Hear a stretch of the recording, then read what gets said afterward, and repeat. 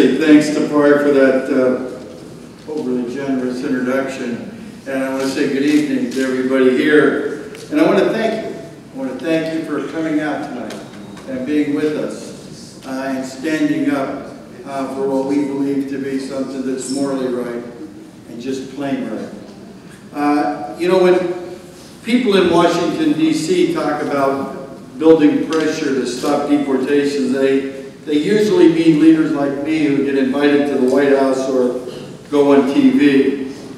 And they tend to discuss the deportation crisis like it's some political issue being fought over by D.C. lobbyists.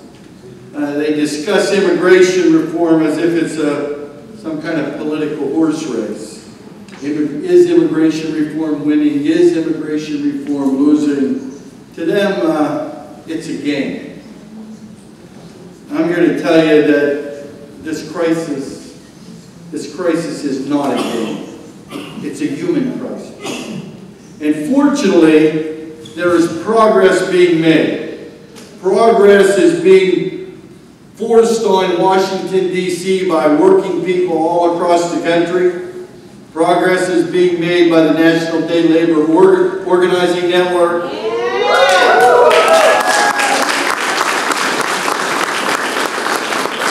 Progress is being made by not one more hunger strikers.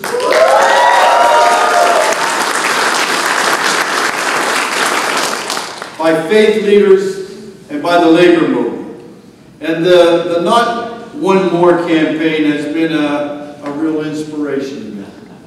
And the AFL-CIO, I promise you, will continue to stand beside our brothers and sisters until needless deportations stop and families are reunited.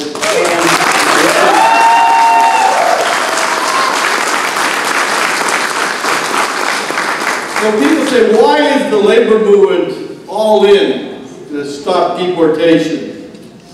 It's really rather simple. Because deportations hurt workers, because deportations hurt families, and because deportations hurt America.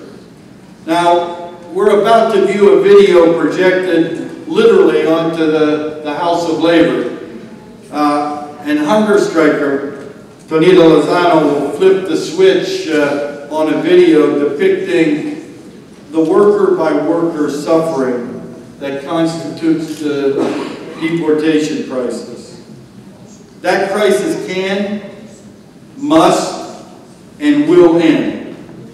The administration has the legal authority and the moral obligation to allow immigrants to step out of the shadows and work and live under the protection of law.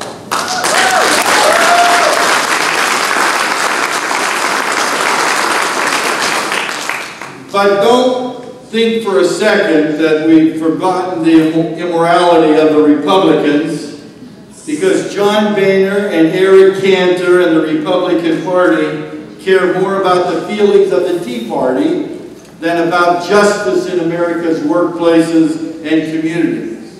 And remember, John Boehner could stop the pain and suffering tomorrow by just giving us a vote on comprehensive immigration reform that leads to citizenship.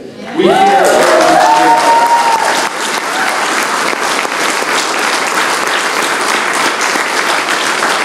So call him, text him, and ask for a vote. And remember this. The only reason Republicans will ever pass immigration reform is because of a tidal wave of votes against them by Latinos and Asian Americans. And the best way to build pressure on Republicans is for the President to act boldly.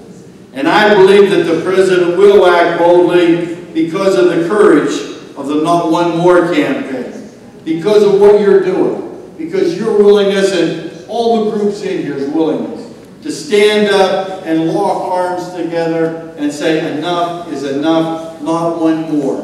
Not one more mother, not one more father, not one more sister, not one more brother.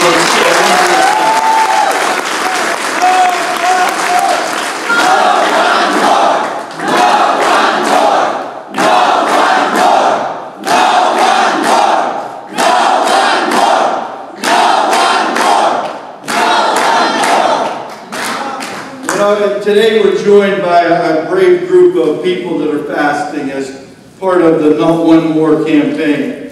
And earlier this week, we asked some of our AFL-CIO supporters to send in their messages of support for the fasters. And the responses that we got was nothing short of awe-inspiring.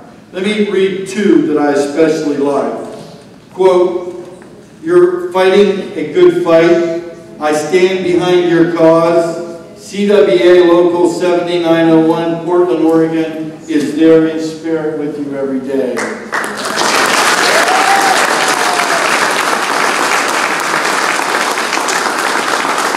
And another read, "Stay strong. We're linking arms and standing with you every step of the way.